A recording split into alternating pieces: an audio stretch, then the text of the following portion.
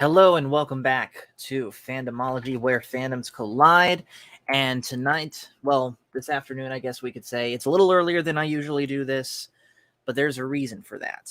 See, tonight, in about an hour and a half from now, I'm going to be going live with my friend Pacific414 on his show Pop Talk, and we're going to be having some good discussions over there.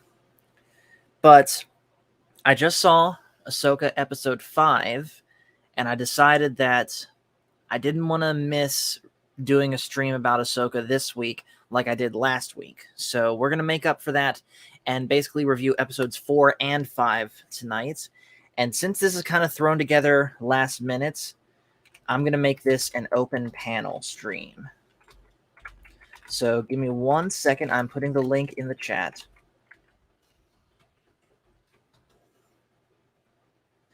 I'll make sure it's the pinned comment too.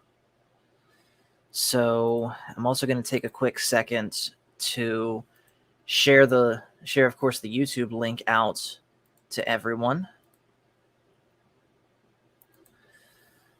So while I'm doing this, I'll just go ahead and say it.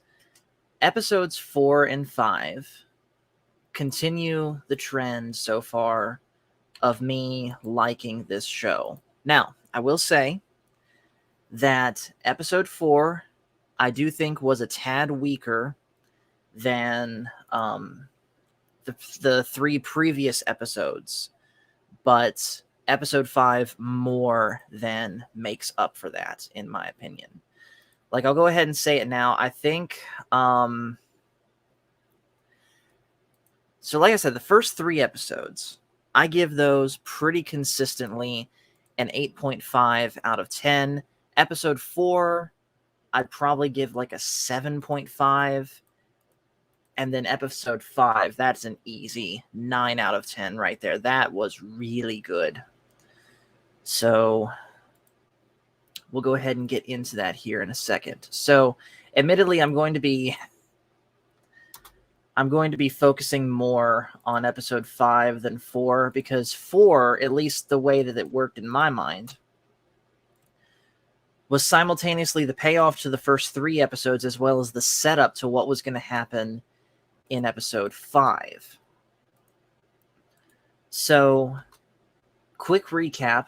Ahsoka and Sabine were heading to the planet Cetos to chase down the Dark Jedi Baylan Skoll, his Padawan Shin, and of course Morgan Elsbeth, who are using this giant hyperspace ring to go to a different galaxy to bring back Grand Admiral Thrawn.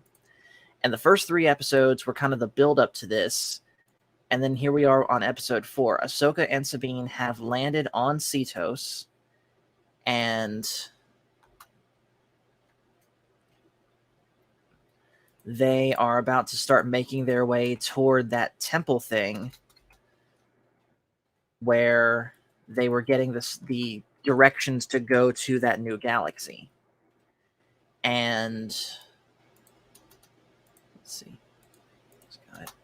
Okay, all the links are shared out. Oh, and we got a guest with us. Welcome into the chat, Mr. Blazerhawk Darren. What's up, man? What's going on? Thanks for popping in here. Yeah, I thought I'd join for a little bit. Okay, so right off the bat, since we're talking about both episodes 4 and 5, we'll start with just episode 4. What'd you think of that one? I actually liked it. I gave my initial thoughts on my channel, and I gave it a 9, especially with the Anakin reveal at the very end. Okay.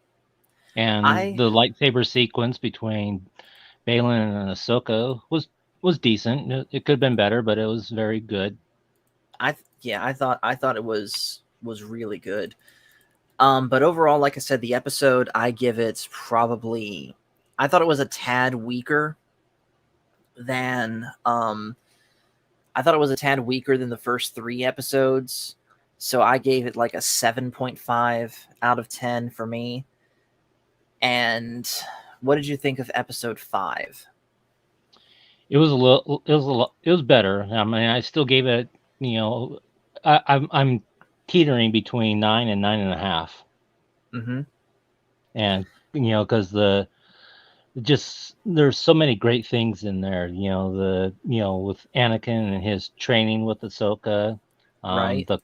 the callback, like the live action Clone Wars scenes, and then also we got a nice little nugget in there. They actually, when Captain Teva and Hera were talking, and they're talking about Senator Organa. Of course, we got our first uh, original trilogy reference to the main characters.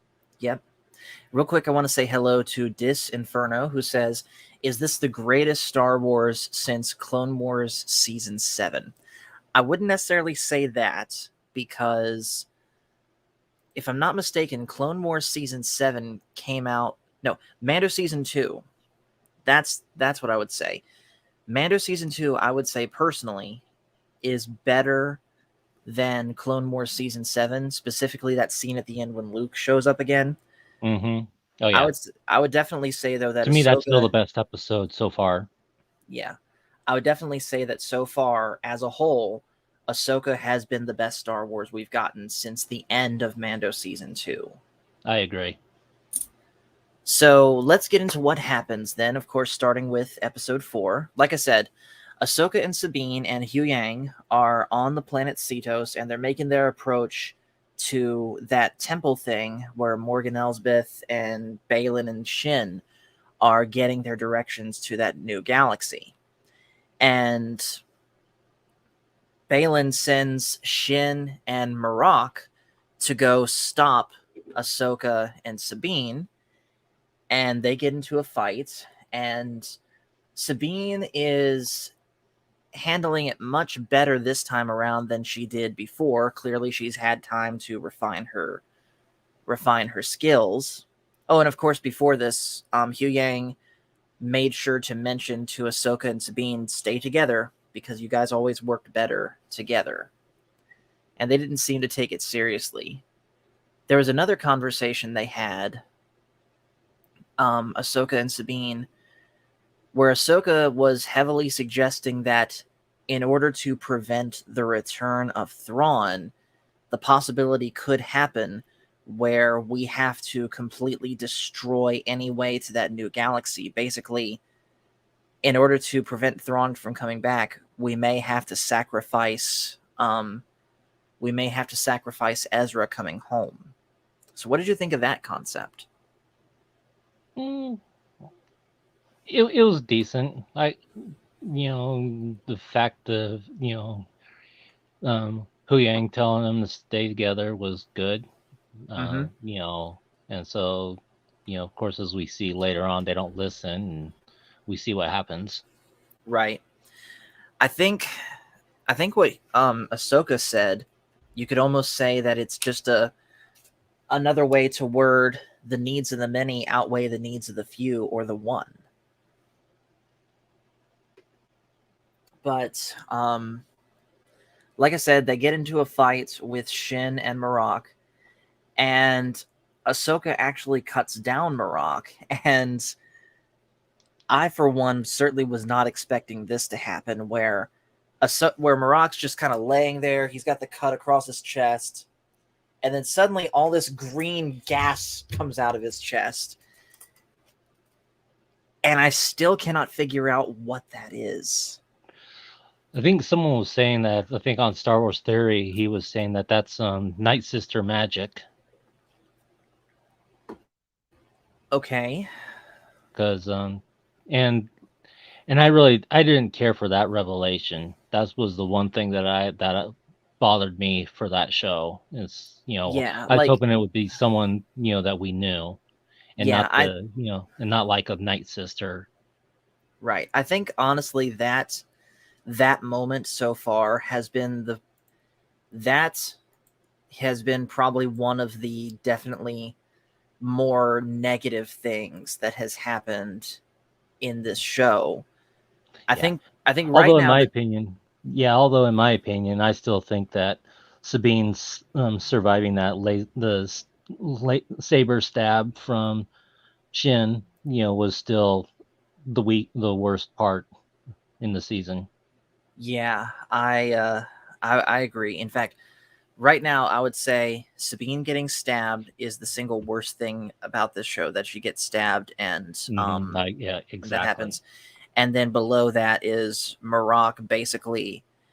And here's the thing with that. It's not just that he's Night Sister magic, it's just that within the show itself, they don't explain that well. Right. Padawannabe, by the way, agrees with you. He says the green gas is Night Sister magic.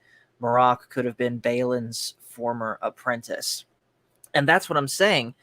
The idea of Marok being Balin's former apprentice right now, not saying anything bad against you, Padawannabe, but right now that's just a guess. Nothing in the show itself has basically alluded to who Marok was or what that green gas was.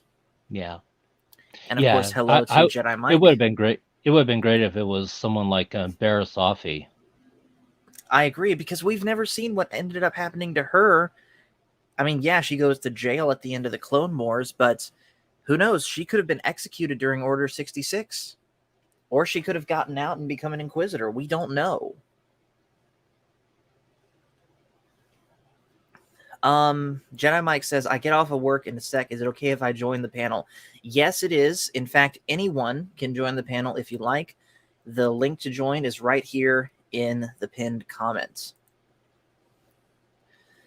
So once Ahsoka defeats Marok, she, as you said, Darren, she leaves on ahead to go and get the map, leaving Sabine behind to take down Shin. And Sabine does manage to hold her own, but ultimately Shin overpowers her, and they again tease Sabine using the Force, because she holds her hand out like this, only to be like, psych, wrist darts. Mm-hmm. Padawannabe says, in the Clone Wars show, they show the mother bringing back dead Night Sisters to fight against Grievous when they were defeated. Yes, and I know in Jedi Fallen Order, Merrin does the same thing too, but we aren't shown anything like that for Marok. He's just already there. So, in fact, I gotta be honest with you, I wouldn't be surprised if Marok comes back. That you never know. Yeah, because if indeed he is a creation of Night Sister magic, who's to say he can't be remade?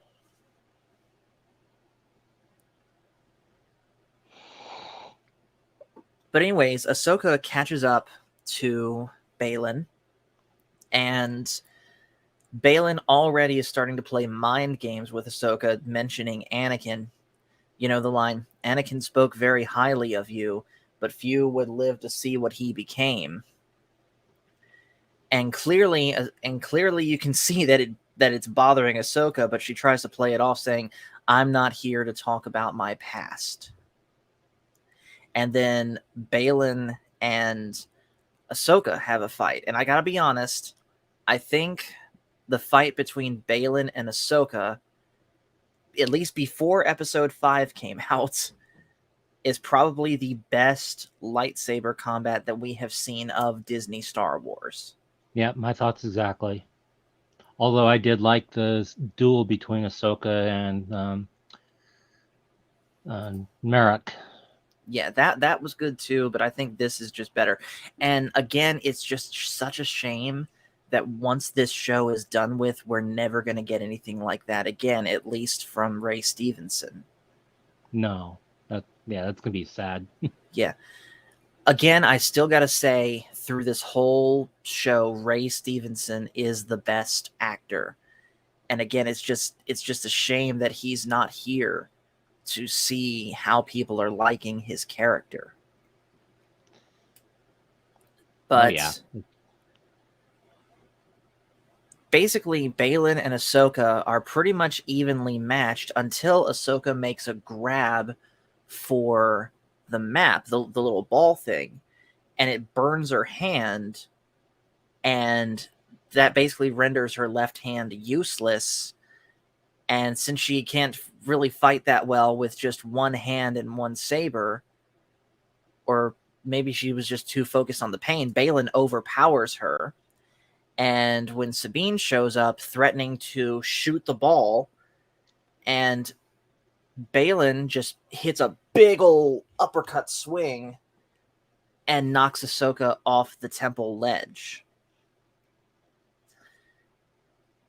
And we also see another great side of Balin here and just how manipulative he is. We see it again because we had seen it before. But we see again Balin's manipulative side where he basically uses Sabine's desire to save Ezra against her and persuades her to give back the map and come with them across the galaxy to save Ezra. And it's literally an offer Sabine can't refuse. And a lot of people, I could see where a lot of people would be upset about with this. I wasn't that upset. I don't see this as Sabine outright turning bad. Clearly she's not happy with this. But it's one of those things where she just wanted to see Ezra so badly that she was willing to risk Thrawn coming back for it. Do you think that's reasonable? I think so too, and also too, it's like, when you talked about what, how Balin can was able to manipulate her, it makes me wonder. It's like, if he survived, since he survived Order 66, was he like one of the Praetorian, like a Praetorian like guard for Palpatine? Because Palpatine was so manipulative. It makes me wonder if he was, could have been trained as a Praetorian guard. He could have been. But yeah, after all that happens, though, Hera and Carson Teva and other New Republic pilots arrive and get completely knocked aside, you could say, by that giant hyperspace ring.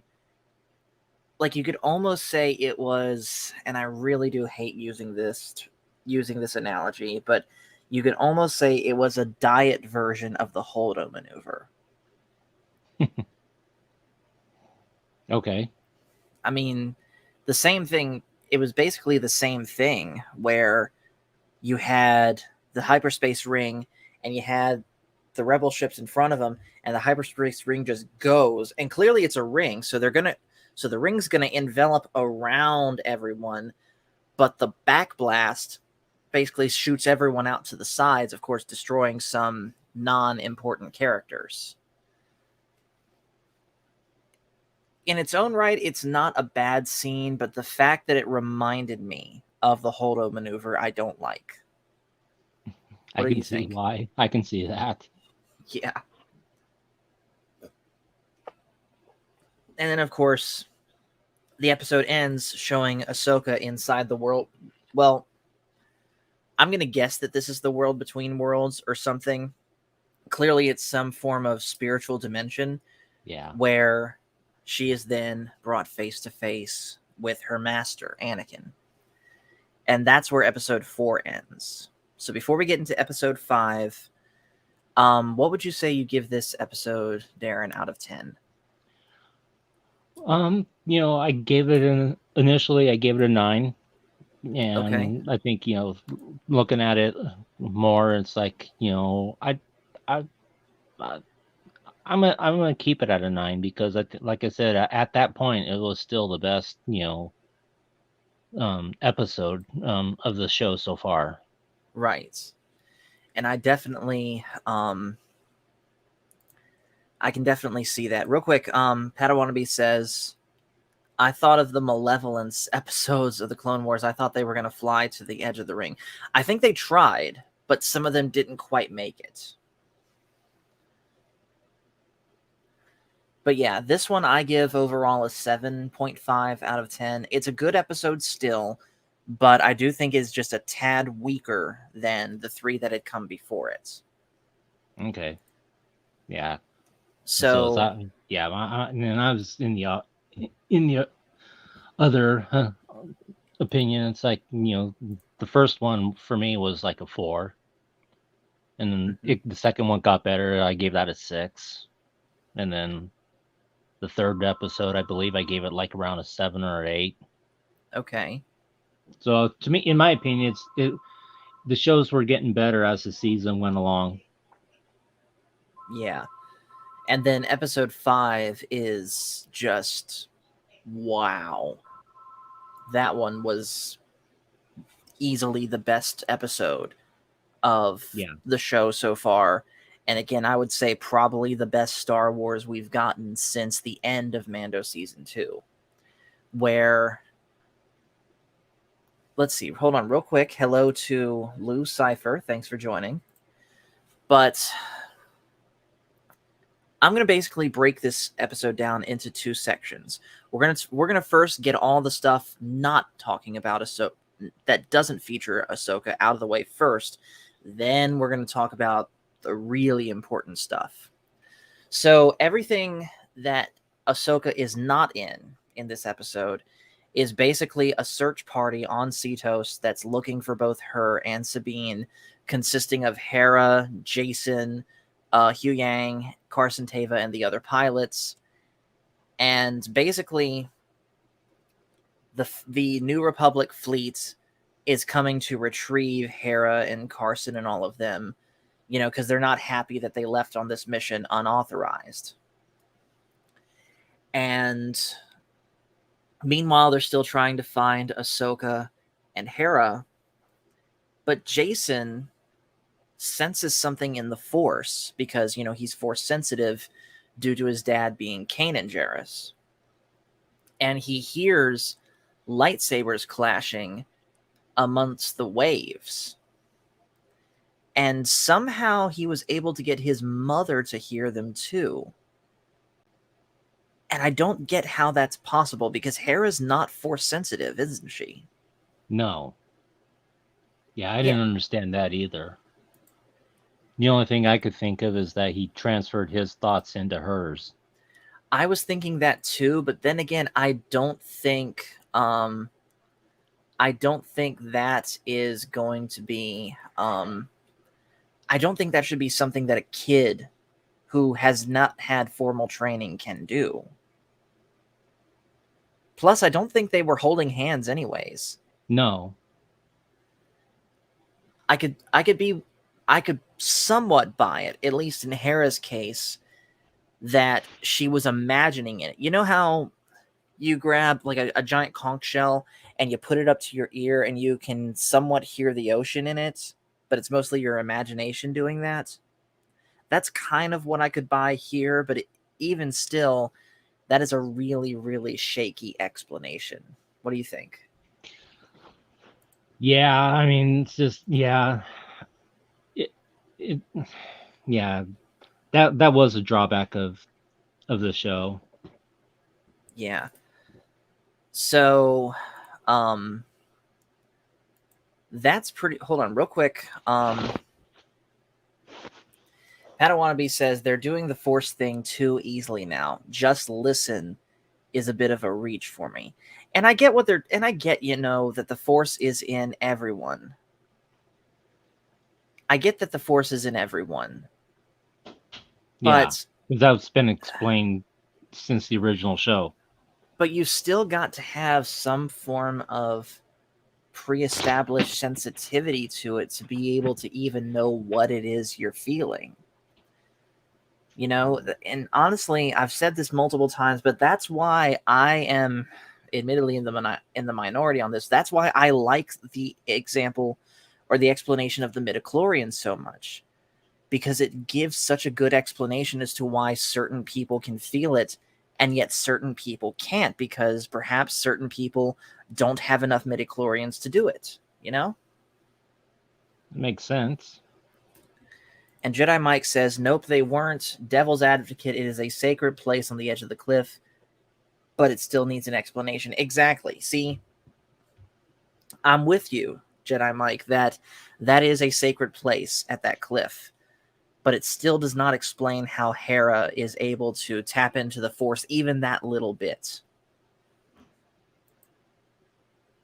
and then eventually, well, that's all. That's as far as we can go for now, with everything outside of the world between worlds. Yeah.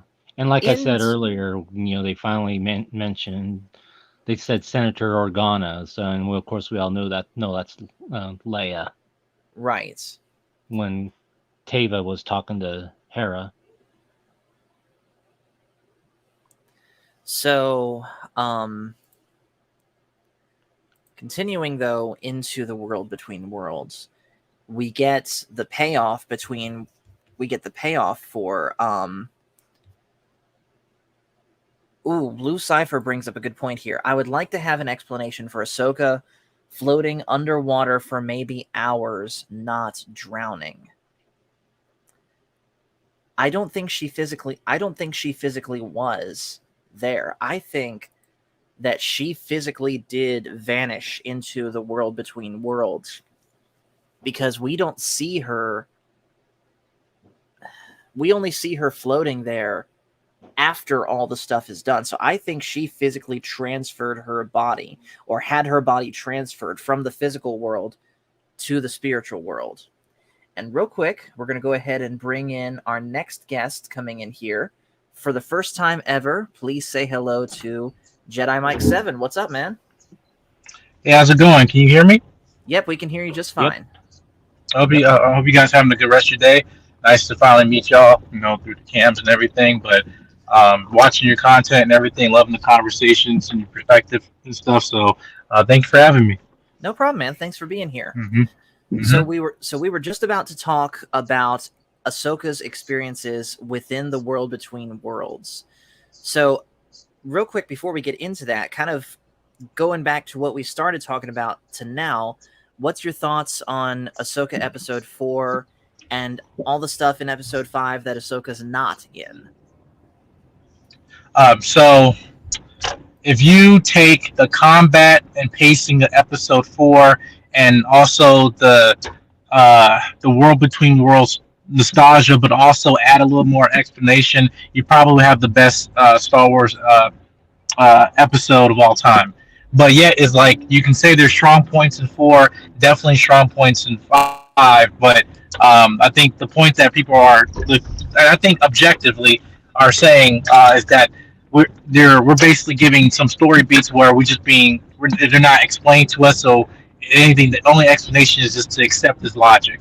But that's not, you're talking to Star Wars fans. This is the most logical, almost fan base aside from Marvel or DC you're gonna get, or Lord of the Rings. So it's That's like, true. and Harry Potter too. So for example, Harry Potter, when you establish certain rules throughout history, it's like i.e. spells or anything like that, and then when you start adding on that and breaking those rules, fans will be like, well, that's not how spells work. Just as the Force, that's not how the Force works. How the Hera just simply just hear that, and oh, and now we can accept people just falling into the world between worlds, and everything like that. So, but regardless of it, you've seen my review on it. I still think this was still objectively, this was still good Star Wars content. But again, I'm also not a 11-year-old when I first saw the Clone Wars, right? Yes, this was great. Yes, the Rebels, the World Between Worlds is great. But still, I'm a grown ass man now. I'm married, and eventually we have to have children. So Ooh, it's like, hold on 1 second, Mike. So but this was a failure on my part, so I'm sorry for just now telling you this, but we do maintain a no cussing rule on the channel. oh, sorry, my bad. It's Sorry. okay. I'll let it No, slide this time. no, it's all good. So yeah, so I'm like, I'm not a naive Star Wars fan, so just as you guys are. So, but again, I think just on the general sense, I think these were just really two decent episodes. But again, for this being a 50-minute episode for episode 5, I think again people just wanted to kind of see more in depth in terms of explanation, because this moment is something we've been waiting for almost 10 years. Right. Real quick, Padawannabe is saying some stuff interesting in the chat here. First, he says, I've always understood the midichlorians and everything. This was canon from way back. Han and others have them, but it comes across as a gut feeling or luck. Okay. we do have to remember that the sister did bring Ahsoka back to life with her essence. She's definitely not the same as others, even within her species. That is true. That is true. The Mortis arc, the sister brought Ahsoka back from the dead, and ever since then, this little green bird, I forget what it's called, but it looks like the sister. Morad. Thank you. Yeah, Morad. And it's been following Ahsoka pretty much ever since. And that's interesting that you bring that up, because it's like, I was just, before you went live, I was watching the breakdown on Star Wars Theory, and he thinks that the person that pulled Ahsoka into the world between worlds was Mora. I could see that. Yeah, though, but the caveat to that is that unlike in the Mandalorian, which we actually saw the bird Morad, but we did not see any. I overlooked this episode multiple times. We did not see any reference to her other than Ahsoka having her essence, because she was revived by her. But I did not see Morad flying around nowhere. If it was her presence was there, that would make sense. But yeah. Yeah, and Padawannabe, this is kind of a funny one. Having a Force-sensitive baby could have bled some of Jason's midichlorians to her, maybe. I never thought that midichlorians could be sexually transmitted. Yeah, like I saw a lot of comments on people on Twitter. And again, will not break the language barrier, but definitely like it can be very it can be transmitted in some form of ways. I guess So, yeah. Right. But yeah, that's all good thoughts. So getting back to the story, though, back to what happens within the world between worlds. Anakin basically takes Ahsoka on a trip / duel down memory lane, where first off, we gotta talk about Hayden Christensen in this.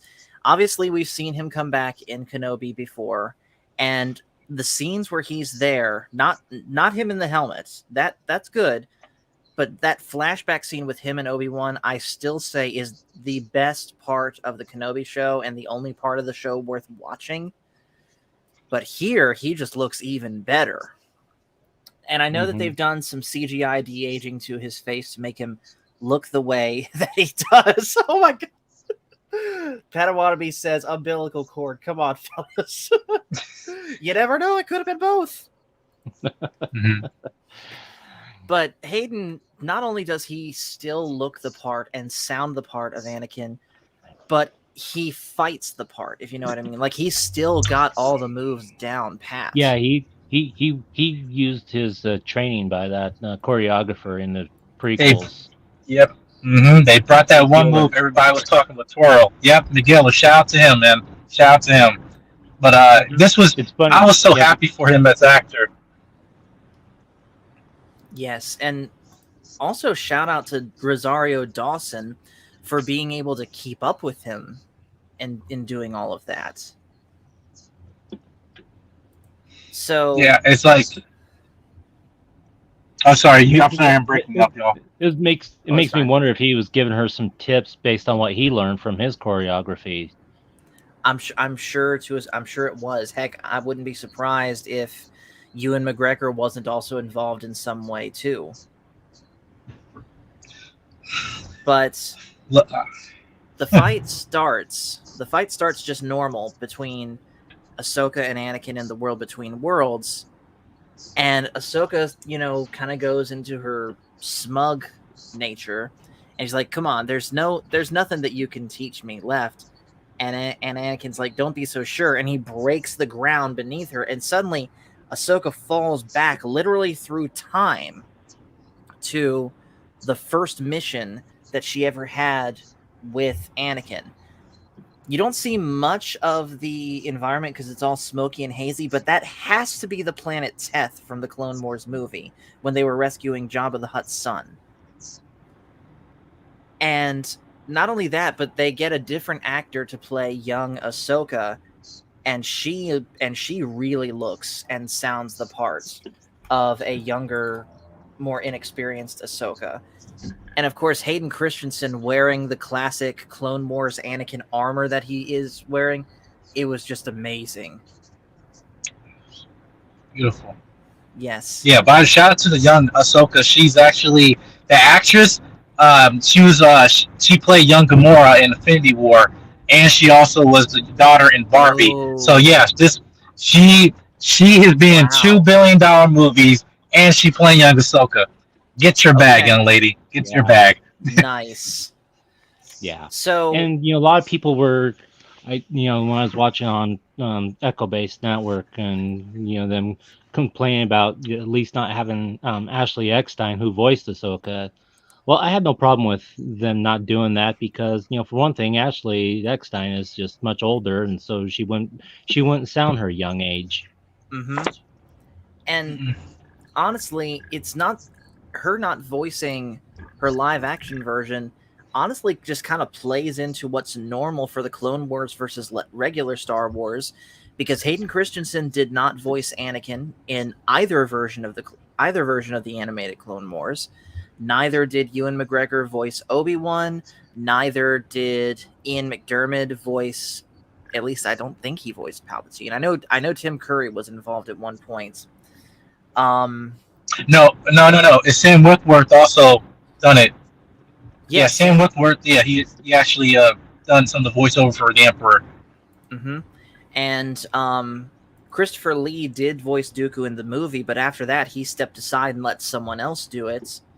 And I think Sam Jackson did the same thing for the show after he was done with the movie.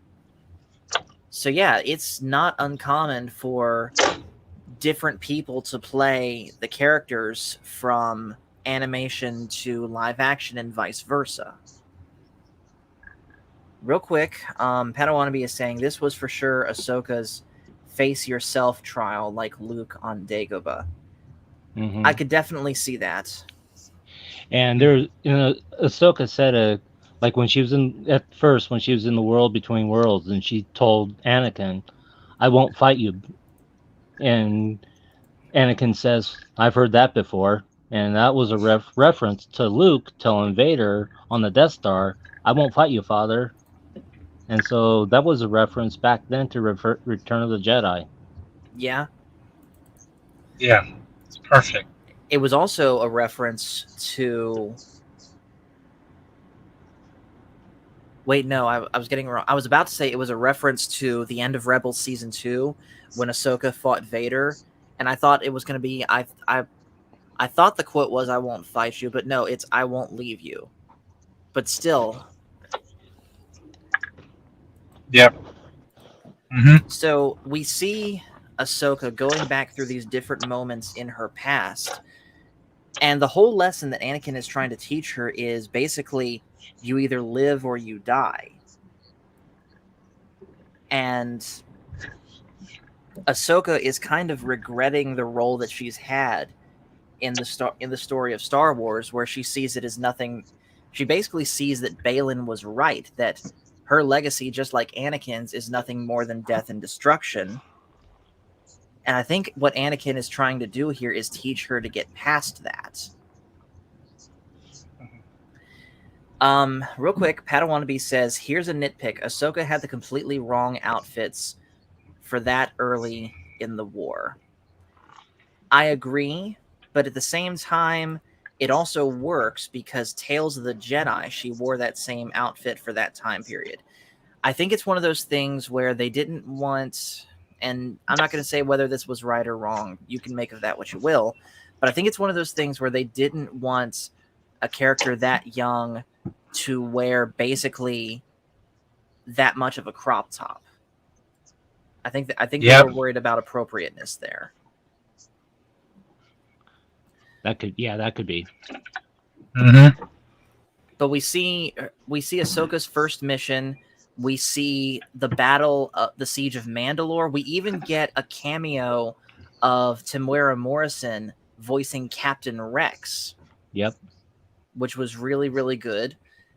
And then we get the battle between Ahsoka and Anakin resuming, except this time Anakin's in full Sith mode, where his normal, blue lightsaber is now red. His eyes are now red, In fact, in one of the lightning flashes, he just briefly returns to becoming Darth Vader. Yep. And basically, that was a cool special effect. It was. In fact, I think the one nitpick I would have said I would have done differently here is I would have personally had Anakin stay as Vader through that part. And then at the very end, when Ahsoka's, got the lightsaber right there and she says, "I choose to live," I would have had Vader take his helmet off and it's Anakin again. Right.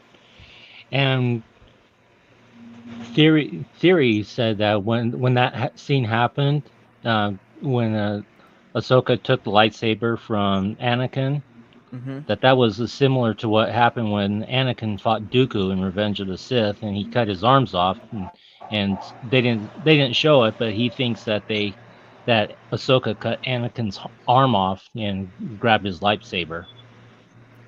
I could see that, but at that moment, my mind was more on the scene from Return of the Jedi when Luke tosses away his own lightsaber. Basically, the tossing away of the lightsaber stops the fight. Lou Cipher, by the way, says Ahsoka did not learn the lesson Anakin was teaching. She said, "I decide to live," which translates to "my plot armor is thick, you know." Yeah, I'm not gonna deny the existence of plot armor. But overall, I think the scene was very well done. Even if maybe the lesson part of it could have been done better, I can definitely agree with that argument. But just seeing all of those visuals, seeing younger Ahsoka, seeing Hayden Christensen back again, even with his Clone Wars outfits, it was amazing. What about you guys? Anything to add? Yeah, and it was when at that moment when Ahsoka was said she chose to live, and it was one of those things where it's like, okay, I think there's a bigger message to that, for us in general. And I made I made the comment on Coffee and Corbin's channel. I said that, don't be dwelling on your past mistakes. Embrace your mistakes in the past and move on. Yeah. Yeah, I felt.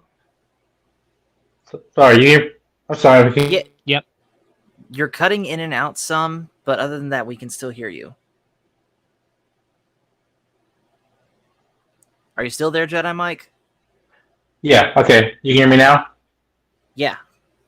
All right. Cool. Yeah. So with that, I love the line that's saying when Anakin, when he was telling Ahsoka, saying that you're more than that, and then he responded, "I'm more than that."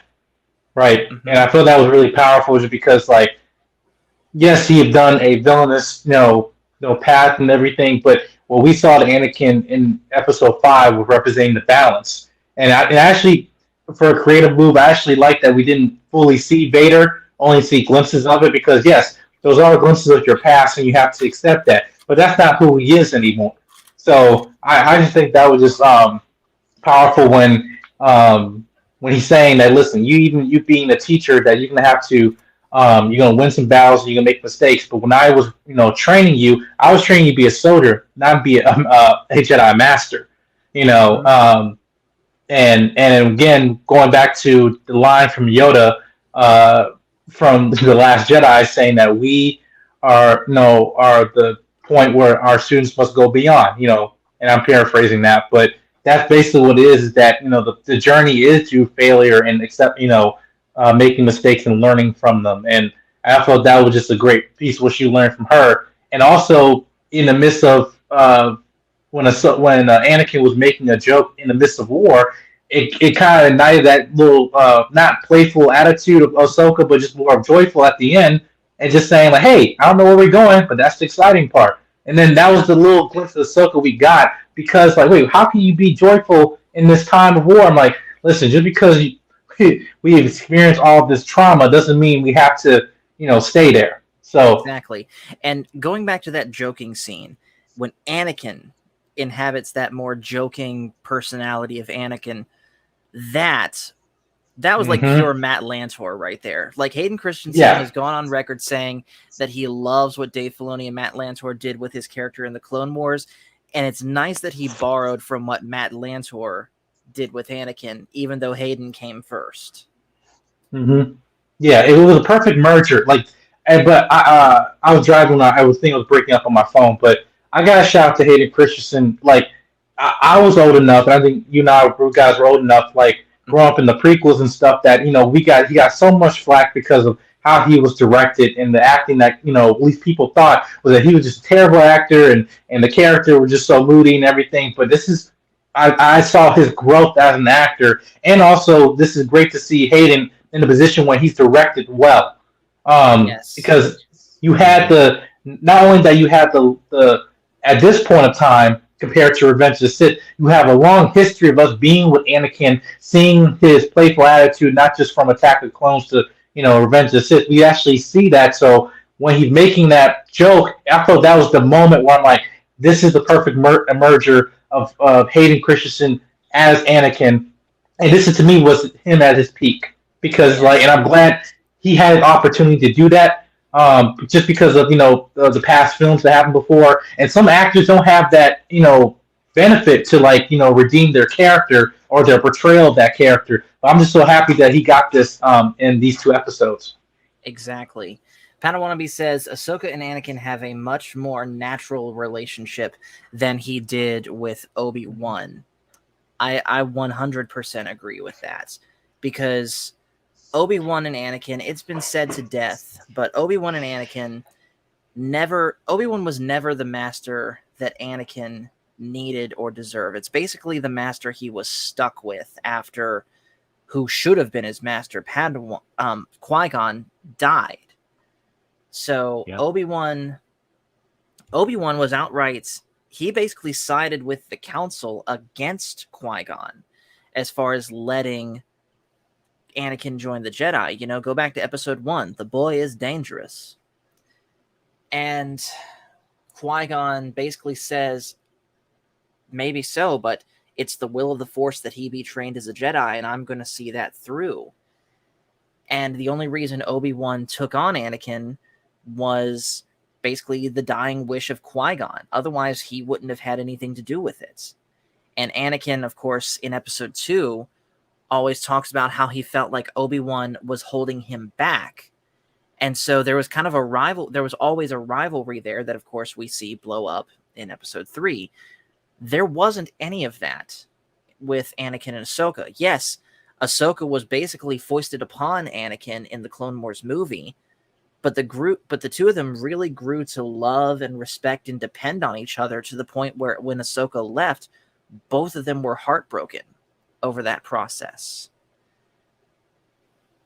So seeing at least a small little clips of that playing through in live action made this episode just amazing. Yeah. Mm-hmm. Yeah. Did you think we were gonna get Maul for a second? I did. Yes, I did. And it would have been even cool. It would have been really cool though if we had seen Ray Park come back to play Maul, but Sam Witwer dubbing over his voice. Yeah, I was just like, because I was getting just the joy of, okay, are we just going through the heights of her journey here? And I thought we were gonna go back to her fighting Vader before she got pulled out by Ezra. I thought we'd just go through points of her history, building to a point where she was now. But I mean, they didn't do that. But I was okay with what we got. But yeah, when that happened, I was like, when I saw the Maul-Valorians, what should I call them? Yeah, it's just like I was expecting to see Maul. I was like, wait, are we about to see Maul? Like, nah, I'm gonna get your hopes up. But yeah. Padawannabe says, if the Jedi helped Anakin learn about himself instead of just telling him that the things he cares for most don't matter, he would have been very different. Yes, 100%. Mm-hmm. Yeah. Wow. That's powerful. It is. And here's the thing. That also goes back to if Qui-Gon hadn't died in Phantom Menace and he went on to train Anakin, he for sure would have made sure to do that with Anakin, help him learn about himself instead of just telling him to suppress his feelings as the rest of the Jedi did, even if, yes, that would have gone counter to the Jedi Council of themselves. But, you know, that's all a huge what if. So he made an emotional decision with Anakin. Like even when he was talking to Padme, when he's like, "What? Wait, you know, you guys are Jedi's. Like, why are you not helping these people? Like, I'm not here to save slaves. I'm here to, you know." But then because of that heart he had for Anakin, and he's like, "No," and he advocated for him in the council. Where everybody were like, "I don't know about this," even especially with Mace Windu. But this is the thing about on the when we think from a more broader perspective of just like what that previous comment said is that, you know, emotions are not good or bad. It's just what they are. The issue is the fact that we don't know how to regulate our emotions, especially when we have enormous power in terms of our actions. So, I saw this one interviewer. He basically was talking about the difference between a hero and a villain, and you see that both of them have similar origin stories. But in the Academy, the villain is somewhat. Both of them are positions where they might be orphaned, or trauma might happen. You know, parents got killed, whatever. But then for the villain, he has like a physical scar or anything like that, a type of body deformity, whatever. But they both had the same origin story, but the difference between why they are the way they are is because how they respond to pain. And that's all what Anakin was doing. The death of his mother, the fear of losing his, you know, his wife and everything was just how he responded to his pain. And even though there's a part of emotions of letting go, but there's also I can't just negate what's going on when I'm wrestling this in my mind. So that I just thought that again, what the previous comment where he said he was spot on with that. Right. Real quick, we got another guest that we're going to join. And this guy's got a really long username, but I know him. You guys know him as Coffee on Korriban. What's up, man? Wow. Hello there. What's up? How's it going? Hello there. Driving home from work, but hopefully the audio is not too terrible. You're a tad muffled, but I can still hear you just fine. Yeah. All right. Well, hopefully it is coming through well enough for you to understand me. What are we talking about? We're just right now talking about the relationship of basically Anakin in general and how everything that we had seen of him in the past through the prequels just helps make what we saw of him and Ahsoka in episode 5 just so much better. Ah, I see. Yeah, I absolutely loved how Anakin was portrayed in here. And I always believed that Hayden Christensen was a fantastic actor. Even back in episode 2 and 3, when people said that he was too whiny or whatever, I think he was playing that part really, really well. Well, that's because George Totem played that way. Yes, exactly. And to be able to see him in a more appealing role where he's acting more like an adult, I guess was really cool. The way that they blended the Hayden Christensen Anakin with the Matt Lanter Anakin with, I don't know if they used voice manipulation or if they used Matt Lanter's voice at all, but that combined with the mannerisms, like it was very believable to see that this was the same Anakin as Clone Wars, as episode 3. Like it just all tied it all together very well, in my opinion. It did. Oh yeah. Yeah. And then I haven't yet seen any of your videos that you've done on it yet, Tim, but the lesson that Anakin was trying to teach Ahsoka, what did you think of that? So I've been thinking about that more and more. I do want to make a video on that maybe tonight on that. But initially going into this episode, my theory was that her greatest fear or whatever she needed to get over in this trial was that she held on to the regret of failing Anakin, leaving him, of not being able to save him. I'm kind of shifting, in my opinion, from that to her being apathetic. Apathy is death. And I think that she was so used to being in the role of being the Ronin, the Jedi that's off by herself with no real purpose. She'll help out wherever she can. She's an adherent to the light side of the Force, but no real reason for her to do anything. And I think she kind of had reserved herself to be that soldier, but what do I do now that the war is over kind of mentality. And so now that the war is over and there's possibly more coming, but as of right now, she's wondering what her purpose is. and she needs to keep progressing. I think that's what she learned in this, is that she needs to keep fighting, keep pressing forward, and not be apathetic to just be resigned to not fight at all. Right, and not let her past mistakes haunt her. Yes, exactly. I could definitely see that. Yeah, which is a metaphor of what we go through in adult life. You know, I guess the whole thing as a child, ignorance is bliss. But then as we get older, we're kind of wrestling with things when we're younger, and then sometimes it's like we just been so passive with the aspects of life, just going through every single day, and to a point we want to detach emotionally, where it's like that part of me is just there when I was younger. Now I don't want to go back to that, but that's a part of you. So going back and kind of accepting what happened, knowing that, hey, listen, we've gone through all this trauma, but also knowing that in those situations that wasn't my fault. Even with this was an example of Obi-Wan at the end of Episode 6 when he told when he was crying to Vader saying, "I'm sorry, Anakin, I failed you. I'm sorry for all of it." And Anakin or Vader responded, "You didn't kill Anakin. I did." Mm-hmm. And then that's when he accepted that my friend is truly dead. Like, and there was nothing more he could have done. But he thought he was wrestling with that burden, like I failed him.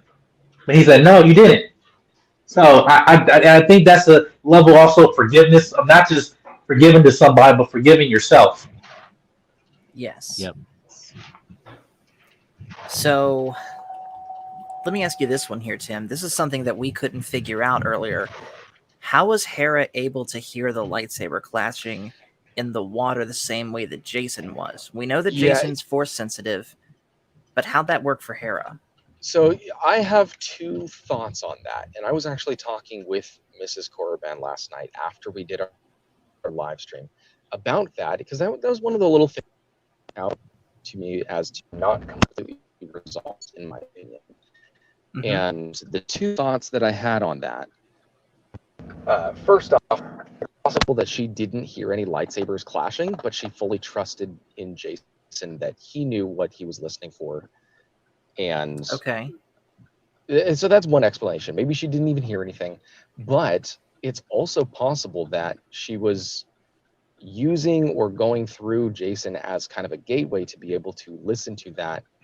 Maybe Jason's force abilities were kind of transmitting that, rebroadcasting, if you want to use that term, to her to be able to hear that. Now that gets into a little bit of the mysticism of the force and how that works. I'm not exactly sure, but I don't think they were physical sounds coming from the waves of lightsabers. Obviously, there's a little bit more to it than that. So those would be the two ideas that I have. Does it make a difference either way? I don't really think so, but it's not a huge issue that I'm caught up on. Hera's not force sensitive. How can she hear that? That doesn't really bother me. Yeah, I could definitely see that. Personally, between those two that you actually, hold on, before I go on with that, Jedi Mike, I just saw your message. You got to go. Is there anything you want to say in closing? No, I just want to say this was bringing back the 11-year-old I first saw Clone Wars back in 2009. Just in terms of trajectory, where the show is going now. Obviously, the Disney Plus show, not just Star Wars, but kind of be hit or miss. Hopefully, we can get a nice complete story, and hopefully a nice trajectory of what's going next with Dave Filoni in the film, everything. But I want it to be a satisfying finale. But this conversation with you guys, privileged talking to you. Hopefully, not the last time. Yeah. But Oh no, man! This will. And I did put definitely your do this link in the more. chat. Yes. So for those that are here right now, if you guys are not subscribed to Jedi Mike 7, go ahead and do that. Darren shared the link. I actually just subscribed while we were talking, so Same here. I'm looking forward to seeing more of what you got. Yep, I'll do that once I pop off as well. I appreciate it. Yeah, I'm a film critic, so I'm on the stuff. So I'm in the East Coast, so but I just love having more objective folks in terms of Star Wars. This is very passionate to me. So having these conversations is the way to move forward. But yeah, hope to talk to you soon. Absolutely, Take care, man. Yeah. So let's see, what else can we talk about? Oh, we didn't talk about what happens after she was done in the World Between Worlds. Actually, that's something else I want to ask you, Tim. Was that actually the World Between Worlds, or do you think that was just a different spiritual realm?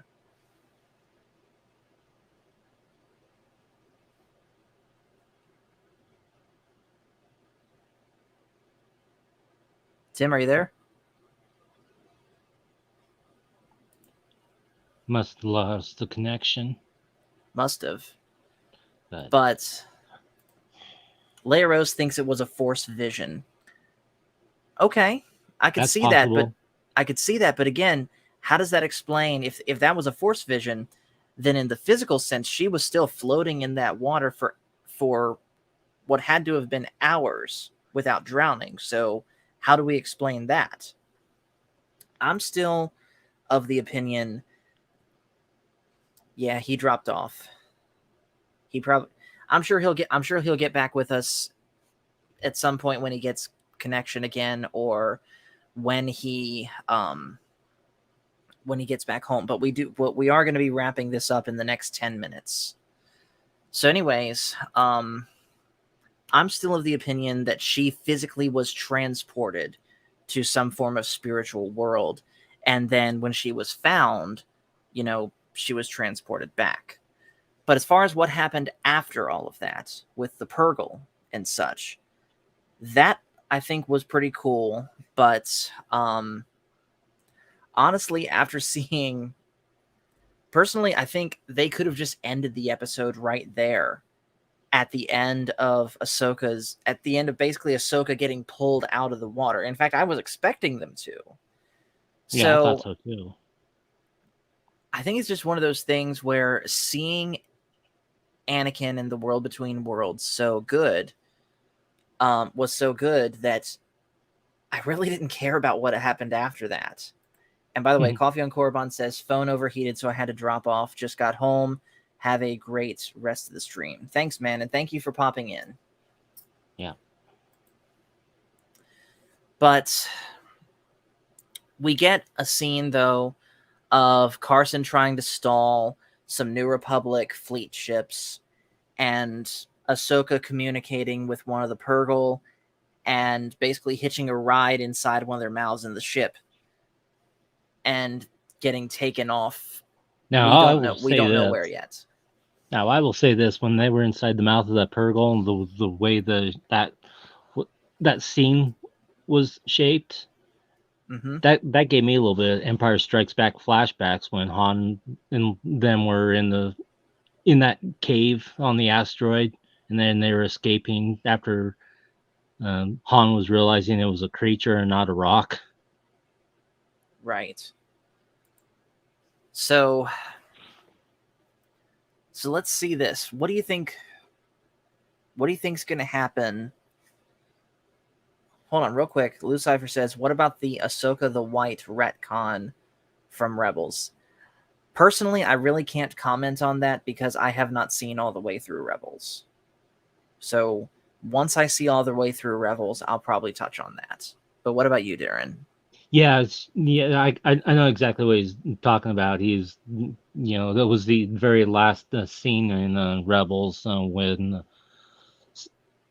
Sabine was meeting up with Ahsoka, and they're off to go find Ezra. And they did play that scene in the first episode of Ahsoka.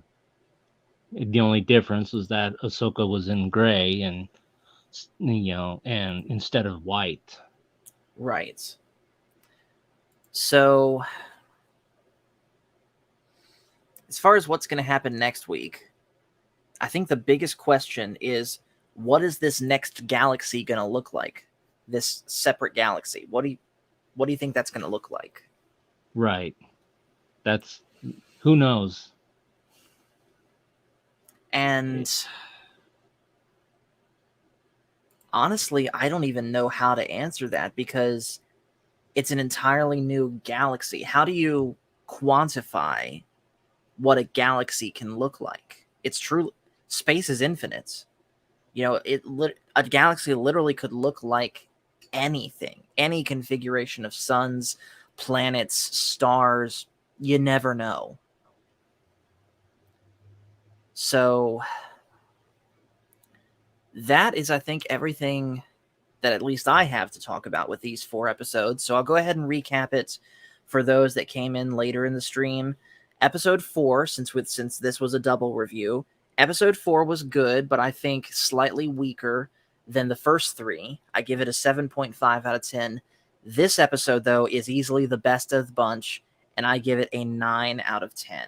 Darren, anything you want to recap or mention that we didn't cover? Yeah, no, it's like like I said earlier, it's like to me the show's getting progressively better. Yeah, I didn't really. The first one was good. It wasn't great. Like I said, Sabine surviving the laser stab was just ruined the show for me. But like I said, it's eventually gotten better. Yes, it has. And here's the thing. I said this when we talked about the first 2 episodes, and I'm going to say it again. Disney and Lucasfilm have proven that they are capable of good Star Wars with this show. I was pretty much from Book of Boba Fett to the end of Mando Season 3 convinced at this point that they were only capable of crap. And here's the thing. If anyone watching this thinks that Ahsoka is crap, I'm not going to try and change your mind. I'm sure you have a valid reason for thinking that, and there's things about this show that I don't like either that we've already mentioned. But I think that this show is definitely still a good step in the right direction. Mm-hmm. And I'm going to reference that last video that I did too, that early morning ramblings one. Get it out of your mind that Disney's going to do anything to divert us away from the sequel trilogy, because Disney has proven time and time again with the shows leading up to this one that they're simply not going to. They're sowing the seeds for what will become the rise of the First Order. And I do still believe that if Disney were indeed to retcon the sequel trilogy overall, as far as the fan base as a whole is concerned, it would be a bad idea because it would just splinter the fan base even further. And it's not even a guarantee that Disney would make consistently good Star Wars from there, because that's physically impossible for a group of flawed human beings. So, that aside, I'm just glad that this show is as good as it's been so far. We are more than halfway through this show. And I'm just hoping it sticks the landing. What about you, Darren? Same here.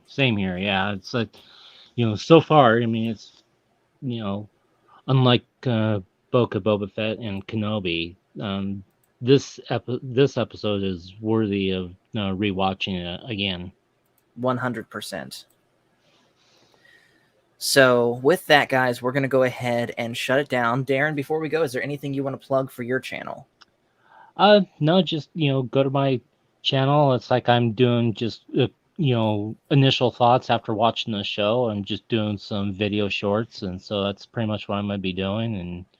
And I might be taking a little hiatus because like I got some other things I got to, personal wise, I got to take care of. And so just, there's, I'm going to just still give my initial thoughts on, each episode that I watch each week, but I'm going to just, give you my, usual saying that, no matter how high you soar, always stay grounded.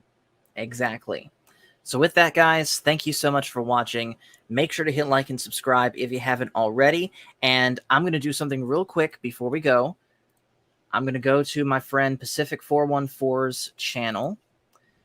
In about 15 minutes from now, I'm going to be live with him on his show Pop Talk, and I guess it's going to be an interview about where I'm at right now with my channel. I'm sure we're going to I'm sure we're going to talk about some current events going on in Pop Talk at some point, but make sure you pop over to this link in 15 minutes because that's where I will be. So with that, thank you guys for watching. Make sure to hit like and subscribe if you haven't already, and we will see you guys later. You take care.